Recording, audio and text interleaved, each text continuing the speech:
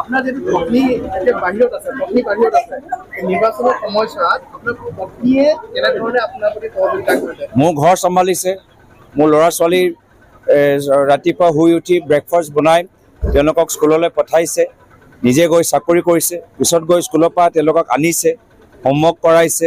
ভালকৈ ৰাখিছে ভাল আদৰ্শ শিকাইছে আমাৰ ঘৰৰ যে আদৰ্শ আছে সেই একেখিনি আদৰ্শ মোৰ ল'ৰা ছোৱালীক শিকাইছে তো ইয়াতকৈ আৰু মই কি সহযোগ মই কামনা কৰিব পাৰোঁ চাওক মই গোটেই দিন ঘূৰাৰ পিছত মই ৰাতি ইলেকশ্যন কথা পাতিবলৈ মন নকৰে তো মই নিজৰ ল'ৰা ছোৱালীক যথেষ্ট মিছ কৰিছোঁ তেওঁলোকৰ কিদৰে চলি আছে সেইখিনিয়ে কথা জানিবলৈ বিচাৰোঁ মোৰ ছোৱালী এতিয়া প্ৰথমবাৰ এতিয়া প্ৰি কেজিত সোমাইছে স্কুলৰ ইউনিফৰ্ম পিন্ধিছে ছোৱালীৰ লগত অলপ ৰাতিপুৱা কথা পাতোঁ আৰু দিনৰ শেষৰ ফালে ল'ৰা ছোৱালীবোৰ কি কৰিলে মাও আকৌ মোৰ পৰিবাৰৰ লগতে আছে মাৰো খবৰ লওঁ আৰু মাৰ লগত অলপ কথাখিনি পাতোঁ মা অলপ যে নিউজ পৰ্টেল চাই থাকে মায়ে মোক কৈ থাকে আজি মাজুলী ভাল হৈছে আজি যোৰহাটত ভাল হৈছে মাৰ পৰা অলপ ৰাজনৈতিক কথাবোৰ পাতোঁ পৰিবাৰৰ লগত ল'ৰা ছোৱালী কি কৰি আছে সেই খবৰ লৈ থাকোঁ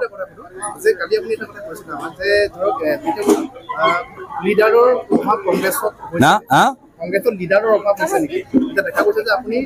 অকলে গোটেই প্ৰচাৰ চলাই আছে কিন্তু তাৰ বিপৰীতে মুখ্যমন্ত্ৰীগৰাকীয়ে দ্বিতীয়বাৰৰ বাবে এতিয়া চাকিৰেলি কিতাপত মাজুলীৰ পিছত বিজু হাজৰিকা অদন্তা নেওগ বিজেপি ইজনৰ কিজন মন্ত্ৰী শীৰ্ষ নেতাই যোৰহাটত ঘূৰি আছে কিন্তু আপুনি দেখিছে আপুনি অকলে এগৰাকী যোদ্ধা হিচাপে মানে দিল্লীত কোন যাব যিসকলে প্ৰচাৰ চলাইছে তেওঁলোকে দিল্লীলৈ নাযায় না ৰাইজে তেওঁলোকক দিল্লীলৈ পঠোৱা নাই না তেওঁলোকৰতো নিৰ্বাচন হোৱা নাই তো ৰাইজে চাই আছে যে দিল্লীলৈ কোন যাব যোৰহাটলৈ কোন মাত মাতিব আৰু মোৰ মনৰ এটা হেঁপাহ যিদৰে মই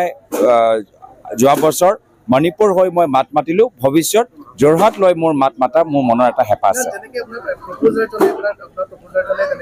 বিজেপি যোগদান কৰিলে ইজনৰ পিছত কিজন গৈ আছে বা তেনেকৈ বাহিৰতো ভাৰতৰ বিভিন্ন প্ৰান্তত শীৰ্ষ কংগ্ৰেছ নেতাসকলে বিজেপিত যোগদান কৰি আছে গতিকে এইটো এটা আপোনালোকৰ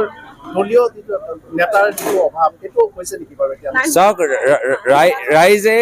ৰাইজে যিমান চেল্ফি মোৰ লগত তুলিছে যে বিজেপি দলে যিমানে ফাঁকি ফৰ্ম বিলাইছে তাতকৈ দুগুণ বেছি ৰাইজে মোৰ লগত চেল্ফি তুলিছে যদি প্ৰত্যেক